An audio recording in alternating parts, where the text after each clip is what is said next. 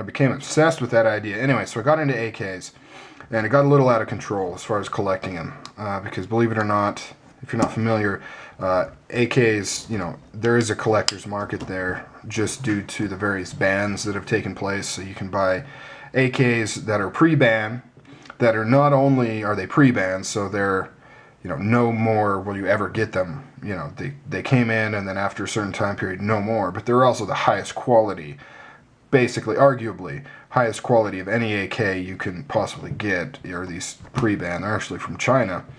And you may say, Chinese AKs, that's crap, but actually Chinese AKs are amazing.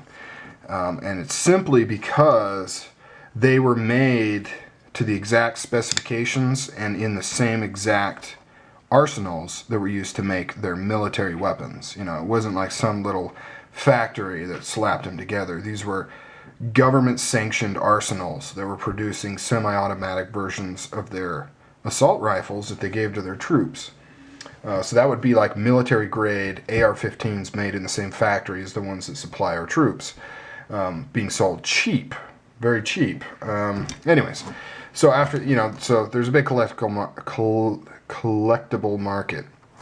So what really started me into knives is actually, I'll just drop the ball here, balisongs. And how that happened is I actually got in a little bit of trouble with my AK-47 purchasing, because AK-47s are not the cheapest thing to collect, although, you know, with some of the customs I've been getting, it's, yeah, but that's, you know, another video. But, yeah, so I had to kind of put a kibosh on that, and I thought, man, you know, what am I going to replace my AK-47 obsession with?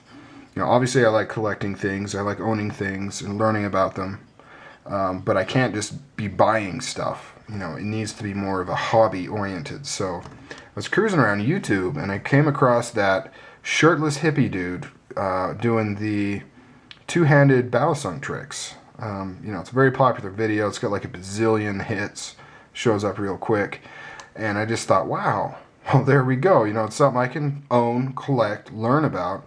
But it's also a skill that I can learn. You know, I can learn new tricks. You know, I don't have to, every time I want to get like a fix, I don't have to buy something new. I can learn a trick and get better at it. So I did. I started, you know, and of course I was like, and I like knives. So I started with the balisongs, and I was really into those for quite a while, and I wasn't really interested in fixed blades or folders. I just wanted balisongs, and slowly, well, slowly is a relative term, but slowly it morphed into kind of the, wow, look at that, you can see the edge gleaming through that hole right there. That's cool. But slowly, it just expanded into mainly folders. That's what I'm into, as you can see. I own just a few fixed blades, but I want to kind of do a video on that too. But anyways, so yeah, so really it started with a base level fascination with knives, but it really kicked into extreme gear, basically due to a financial necessity to kind of tone down another obsession I had. And it started in with balisongs of all things, is what I was into. And, you know, just over the last 2 years, I remember 2 years ago, I wouldn't have wanted to carry a $40 knife. Oh, actually, I have another story.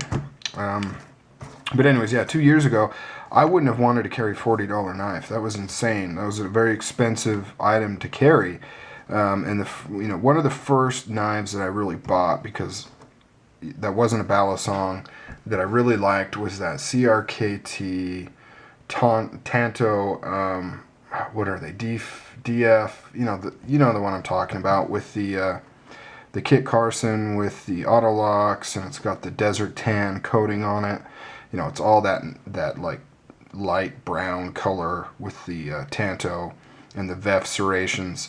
I saw that on a video, one of the AK videos that I subscribed to, and, you know, up until then, I didn't know badass knives like that really existed. You know, I'd only seen Walmart stuff and, like, fantasy knives on Buy at Home Direct and things. So, you know, first of all, the size of it, you know, almost a 4-inch blade blew me away, and just that coating and the tanto, I'd never seen anything like that before. So that blew me away. So that was one of the first knives that I kind of bought within my knife obsession category. You know, not when I was just a kid buying whatever I thought was cool or cheap or stuff at Walmart, you know, stuff like that. That was one of the first purchases I made, and I wouldn't carry it. Oh man, no, 40, it may have been more, it may have been like almost 50 after shipping. No freaking way would I carry something that expensive. You know, I don't think my jeans cost that much money. You know, that was a lot of money, and it was such a cool knife. I kept it hidden away, and I would carry, God, I don't even know what I carried at the time, but it was crap, you know, pretty cheap knives. And then flash forward 2 years, I'm stabbing a $400 Strider into a can of chili, which it may sound stupid to a lot of you, because, you know, it would have sounded stupid to me too years ago, but it's doing something like that's almost like it's a release, kind of, you know, like a release of material objects, sort of.